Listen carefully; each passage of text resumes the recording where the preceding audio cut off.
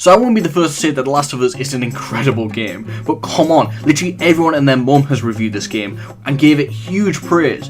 But this isn't what this video is. Well, kinda. But I'm not going to be reviewing the game rather than just telling you my experiences through it and telling you everything I enjoyed about it. But okay, so that does sound like a review, but trust me, it's not. So Last of Us follows Joel and Ellie on a little road trip across the country to find a group called the Fireflies. A road trip which has zombies, bandits, suicides, sacrifices, and the worst noise you've ever heard. Hey, want to hear the most annoying sound in the world?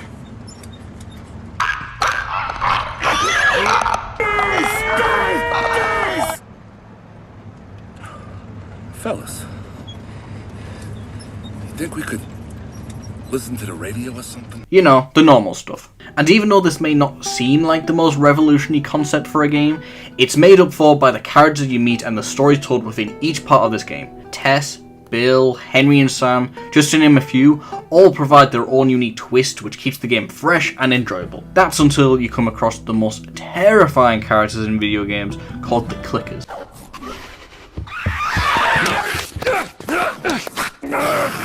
Where that enjoyment you used to have has just turned into an agonising stress fest. The Clickers in the game are basically further involved types of infected, who have been turned for a lot longer than the normal infected, who are known as the Runners. But Callum, what makes them so terrifying? Are you just a scared baby? Not exactly.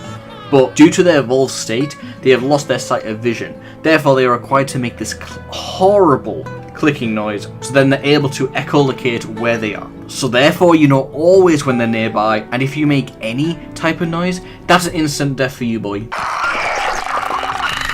So yeah, they're not great. Now there is actually one last stage for evolved infected, and they're called the bloaters.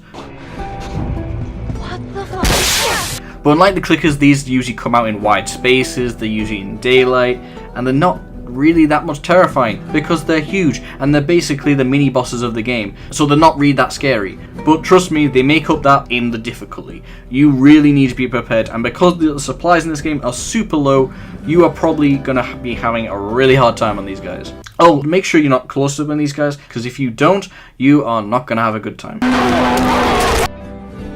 Oh, it's also good to know that the fungus in this game that causes the outbreak, yeah, that's a real life fungus called cordyceps. So yeah, I'm just gonna let that rest for you for a minute. It can take 3 weeks to grow, and when finished, the deadly spores will burst from its tip. Then, any ant in the vicinity will be in serious risk of death. So Last of Us is definitely one of my favourite games of all time, and the funny thing is, that was the case when I watched it first in a PewDiePie series. A PewDiePie series.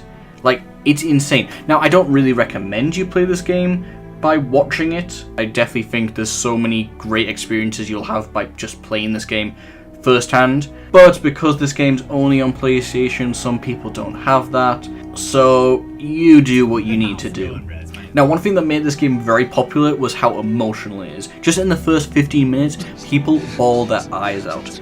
Okay, it makes me an emotional wreck every single time, but trust me, it'll do it to you as well. It's not just me, but that's just the game. That's the game and how they do storytelling, and the actors just do such a good job. Like, seriously, Joel is played by Troy Baker, the man who brought us Booker DeWitt from Bioshock Infinite, the Joker from Arkham Origins. He played Hawkeye and Loki in so much. He also plays the Wii Yoga guy. Like, look, he's got around.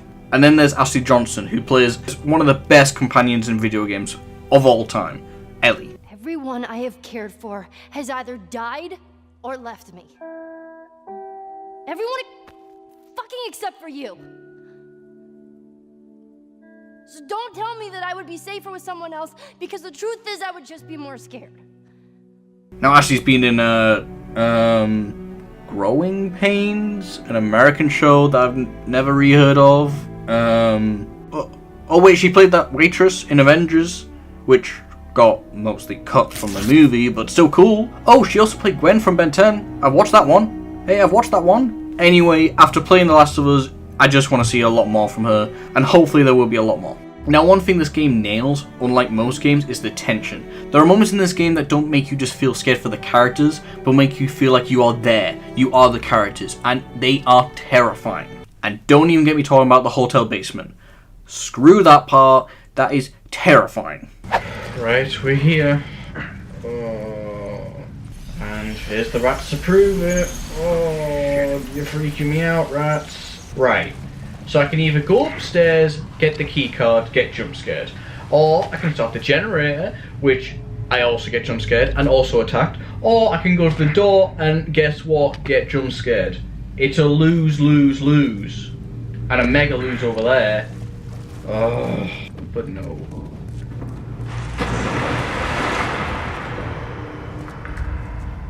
Do you hear that noise? What? Why is there noises? I never heard a noise before I get something. So look. Keycard on the table. Look around, use my sense mode. Nothing. Grab the keycard. Little get away! Oh, I forgot. You gotta come from alright.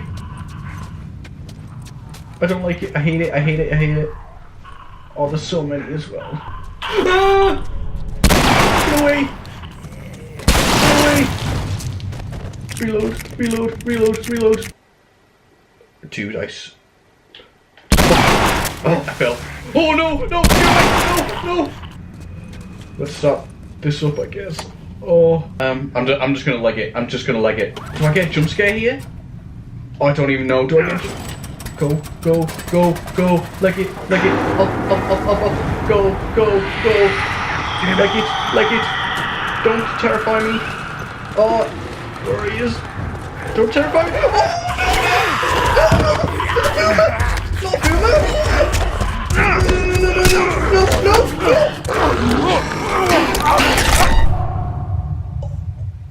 I'm gonna have to do it all again. Go, go, go. Damn it.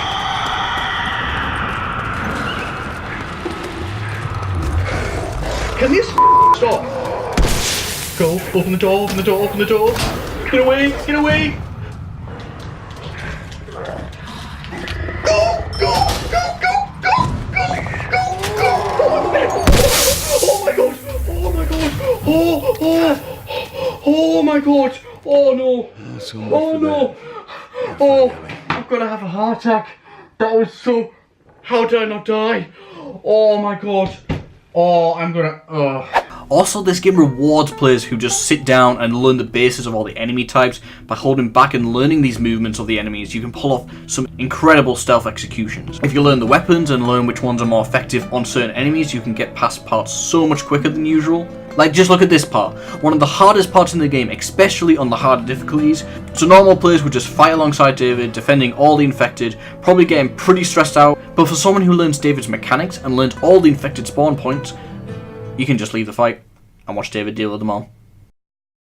Yep. And you probably don't need me to say this, but just look at this game. It looks incredible. And this is from a 5-year remaster. And it looks like it could have came out yesterday. It's insane how good this game looks. Like, just look at this. Look at those hands. And while you are looking at the game, look at all the small details around all the environments. Like, seriously, you go around the wrong corner in this game, and oh wait, what did you just find? Oh, it's a dead guy. Oh, what's under the blanket? Oh, are they his kids? Like, seriously, you find incredible stories within an already incredible larger story. There's also a lot of meaning in the imagery of this game. For example, the symbol of a giraffe is used to show off the innocence and care. So when the giraffes leave the screen at the end of the game, you know you are One complaint I have seen with this game is that there's not actually that much game here. Like, you know, there's a lot of quiet moments where you're collecting ladders, getting Ellie across a pile of water, or something like that. And I get it, even though I think the dialogue makes up for these moments. If you're not expecting this type of gameplay, it may irritate you after a while. But the thing is, for me, throughout my actual playthrough of the game, and all the walkthroughs I watched online, this game never really felt like a game, but an experience. Where you get sucked into the atmosphere and the surroundings so much that you don't even feel like you're in front of a TV, but actually there. Don't get me wrong, I don't completely know how the game does it, or if other players had a similar experience as I did. But I do know one thing, I loved every second of it. Okay. Besides from all the death, but you know what I mean.